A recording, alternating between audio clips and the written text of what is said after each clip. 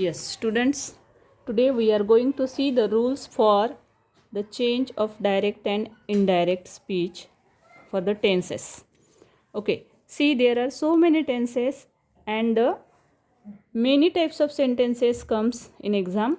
For that, the rules are as follows. See, the first and main important rule is reporting. If the reporting verb is in present tense or in any future tense. See, if the reporting verb is in present tense or future tense, then there is no change in the tense of verb. Means tense of verb unchanged. When the reporting verb is in present tense or future tense. If the reporting verb is in past tense, then the changes will occur as follows. See, we have to see many rules for that if the reporting verb is in past tense. आणि पुष्कळ वेळेला reporting verb हा past टेन्समध्येच येत असतो आणि त्याच्यानुसार तुम्हाला वेगवेगळे बदल जे आहेत ते करायचे असतात. ते कसे ते आपण एक एक वेळेस पाहूया. See one by one.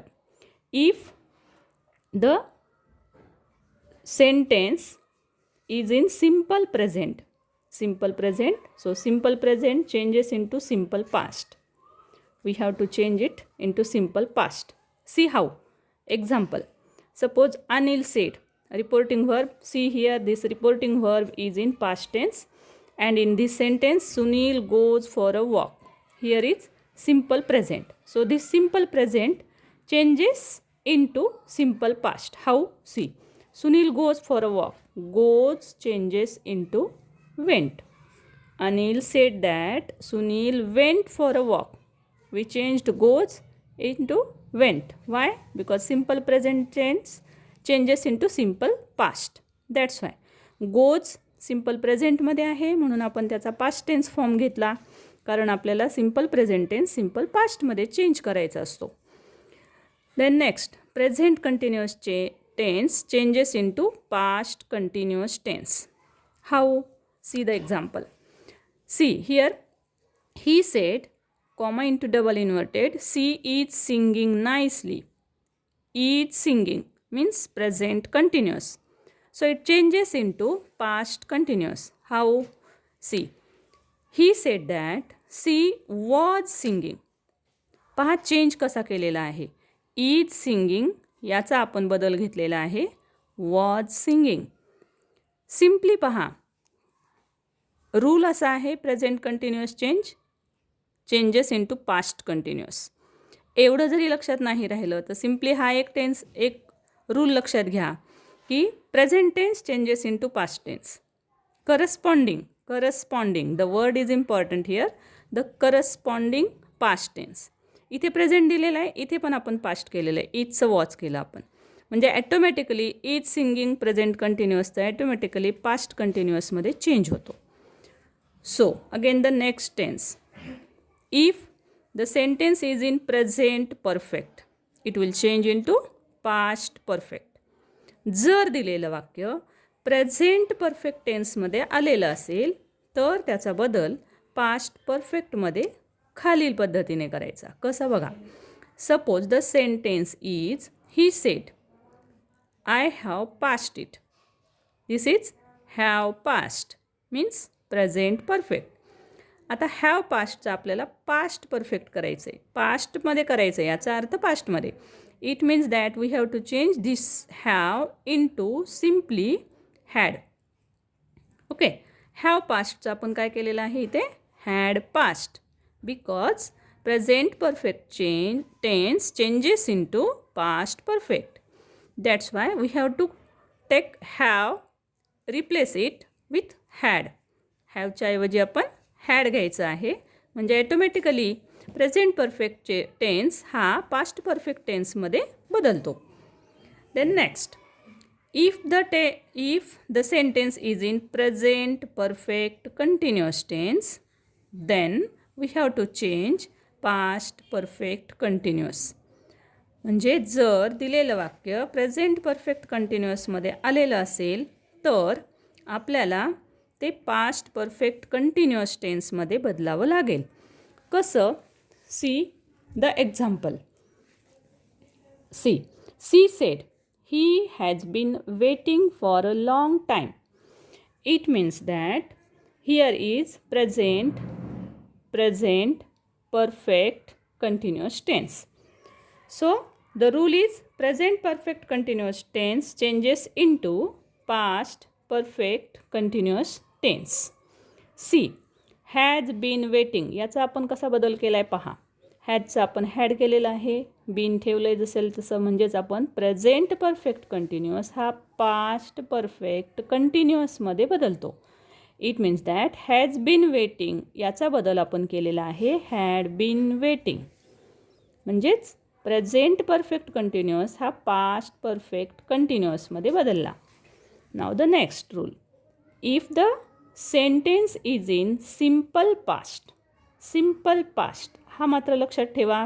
Rule simple past आलेला असेल तर we have to change it into past perfect. See example. Meena said comma into double inverted he worked hard, he worked hard. It means this tense of this sentence is simple past worked. So we have to change it into past perfect. Simple past आपल्याला कशात बदलायचं आहे? Past परफेक्टमध्ये. Meena said that he had worked hard, had worked. Past परफेक्टमध्ये आपण काय घेत असतो? हॅड आणि सिम्पली थर्ड फॉर्म, म्हणून हॅड आणि थर्ड फॉर्म घेतलेला आहे, म्हणून सिम्पल पास्ट टेन्सचा बदल झालेला आहे पास्ट परफेक्टमध्ये. Now the next. If the sentence is in past continuous then we have to change it into past perfect continuous. How? Radha said it was raining heavily. बघा, past continuous असेल तर आपल्याला बदल करावा लागेल पास्ट परफेक्ट कंटिन्युअस टेन्समध्ये. It was raining heavily याचा tense येईल was raining means past continuous. याचा बदल आपल्याला करायचा आहे past perfect continuous. Past perfect म्हणजे had been and raining, had been raining heavily. म्हणजे पास्ट कंटिन्युअस हा आपण पास्ट परफेक्ट कंटिन्युअस टेन्समध्ये चेंज केला. The next.